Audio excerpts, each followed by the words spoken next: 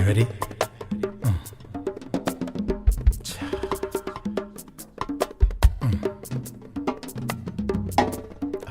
I love that. This is beautiful.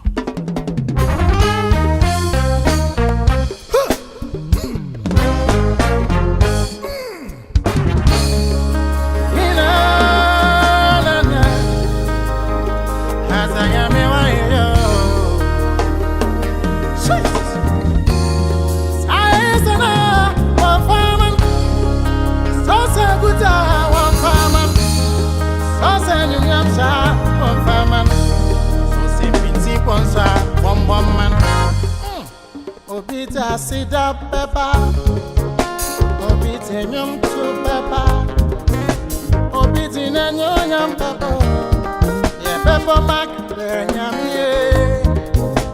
Obita sida pepper, obisu te nyum pepper, obisu pepper pintin pempe, pepper mac le nyam ye.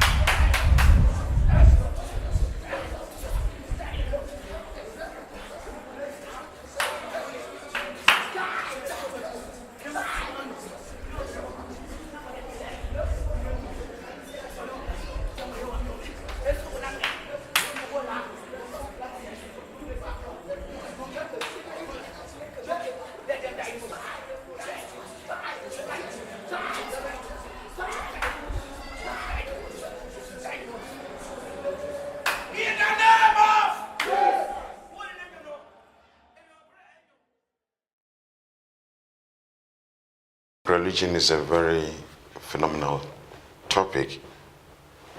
Wherever you go, in every society, it's so important, even in societies where people think that religion is winning, that sociologists and anthropologists have always sought to study the subject. Now, we are not concerned with the truth or falsity of religion, but we think of how religion, or we investigate how religion functions in society.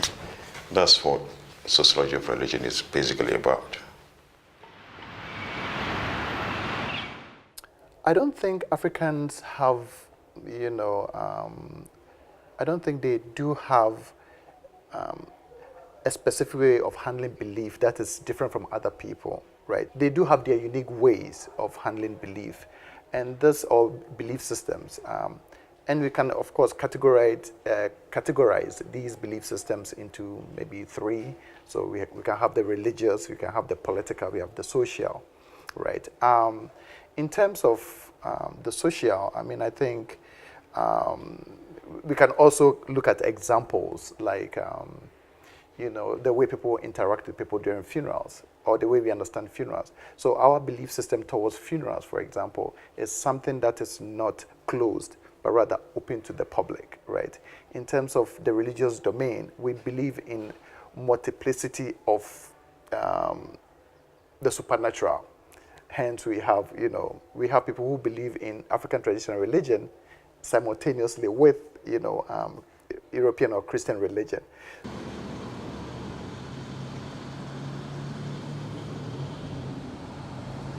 We have a very open attitude towards belief systems, religious belief systems.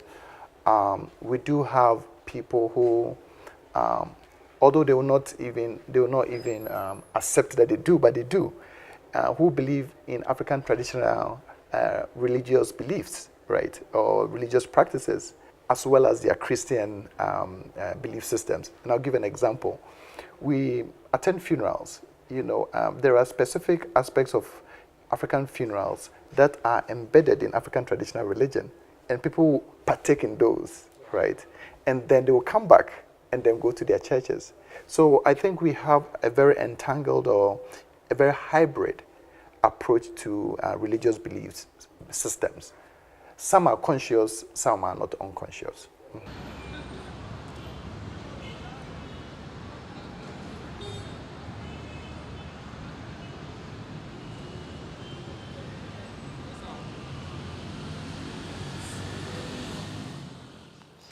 Well, that's a very difficult thing to say, that some societies appreciate religion more than others, depending on how religion manifests itself in a particular society.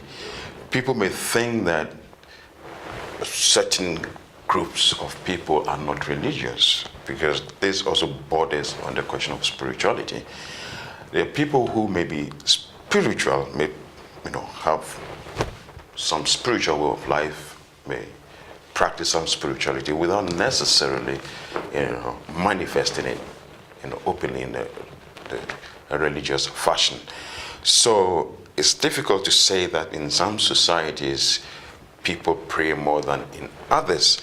However, from what we observe as sociologists studying various societies, we do know that the way religion manifests itself in terms of people's appreciation of it and practice of religion, it differs.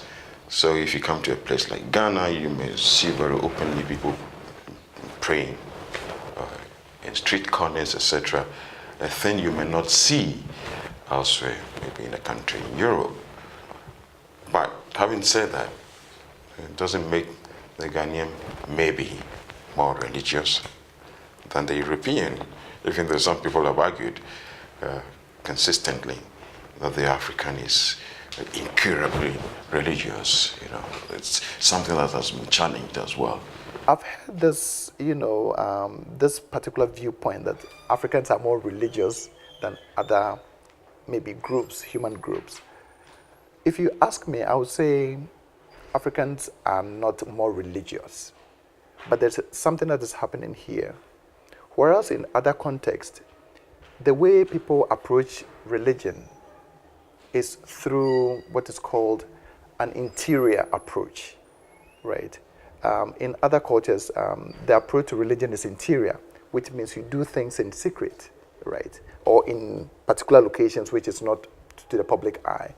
African religious practices are rather more visible and open, right? It involves there's an open acceptance of practices involved compared to other, religious groups. So, because of the fact that African religion or the practice of African religion is more visible in terms of the practices associated with it, people tend to kind of make the assertion that Africans are more religious than other groups. But Africans, like other humans, are, just religious. Just that the mode of practicing that religious belief is very more open and visible than other groups. Hence, that particular description. We live in an economic times where the social structures in place do not make people have the necessary or live within a certain economic means. And what gives hope to people is the religious route, right? So if you go to Europe, for example, they have an economic system that makes one to have better life, if you can call it that. When you come here, there are so many things that are wrong within the political structural system that doesn't let other people, live the way they want to live. And one avenue that gives people hope is the religious route. I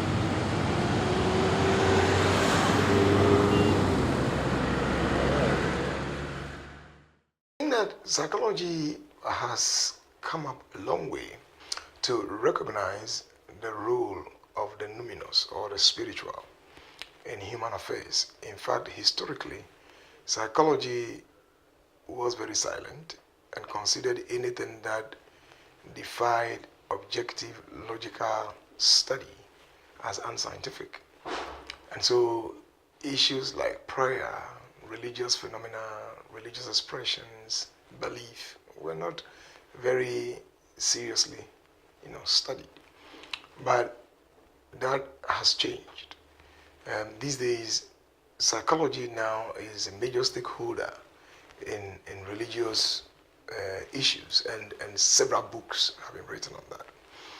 Now, when you pick prayer, belief, and others may come under this whole idea of spiritual experience, or what you call religious experience. Okay, that experience of something that lies beyond the natural, objective experience of someone. And psychologists are very much interested in this, and an interest in this area is rising every day. For example, do people really get answers to their prayers? When somebody says that my pastor tells me that if I do ABC, this will happen, what happens to them if what they believed and what were told did not happen, for example? So again, there are people who may go through what we call spiritual crisis. So the person believes that certain things do not resonate with his or her belief. Some occurrences. One of the things is that I'm a Pentecostal, and I believe that when I pray to God over difficulties in life, God will do the best thing for me by keeping me away from some difficulties in life. And yet I pray and nothing happens. So people may have some spiritual crisis which may present themselves as constant doubting or difficulty in appreciating the goodness of God in the face of abject poverty, difficulties, challenges. And so psychologists have begun studying some religious experiences, including prayer, for example. And again, the interest in the area came up when, for example, psychologists working what they call interprofessional collaboration. So somebody is in a hospital over a chronic illness, and I mean every medical attempt is being made to make sure the person survives the problem, and yet after a while the person gives up, and you have chaplains who will be coming around praying with the person, encouraging the person. Somehow the person survives it. And when you ask the person, how did this happen? So, well, I prayed.